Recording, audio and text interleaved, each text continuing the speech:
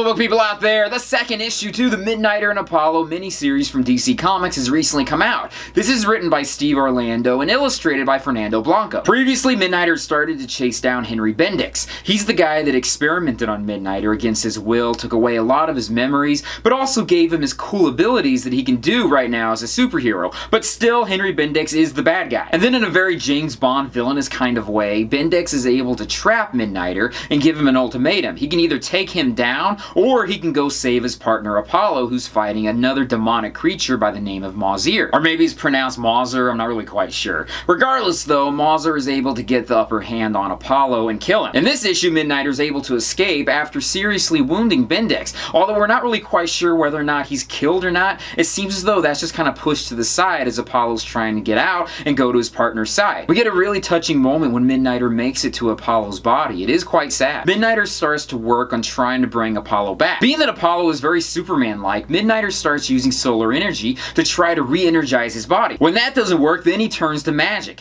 That's when Extraño is brought back. Extraño was in the previous issue briefly, but he's much more prevalent in this one. Extraño is one of the first openly gay characters in DC Comics. He looks vastly different from his earlier appearances, but I think he looks great. His husband in this issue is Hugh Dawkins, also known as the Tasmanian Devil. But what I found interesting about this issue is that they adopted a young angel. The angel wasn't given any real reference, but in the back of my head I started thinking maybe this is a reference to the Authority, and this could be the character known as Swift. I don't know, maybe I'm reading way too much into it. Regardless though, this was a pretty darn good issue. The only problem I had with it was that it was somewhat slow. Everything that we already knew happened to Apollo did pretty much happen in this issue. The big bad that's being introduced is Neron, and Midnighter is going to have to go to hell to save his boyfriend, which again, we already knew that was pretty much going to happen. But still, I am loving the story. It does have to be stretched out between 6 issues. Also, I'm loving all the cameos we're getting from all of these miscellaneous characters, some of which we haven't seen in some time. The artwork is great, although sometimes it does seem as though Blanco does his lining way too thick. Otherwise though, I'm really impressed with it. I want to point out that there are a lot of religious groups out there that believe that people who are homosexual are automatically going to be going to hell.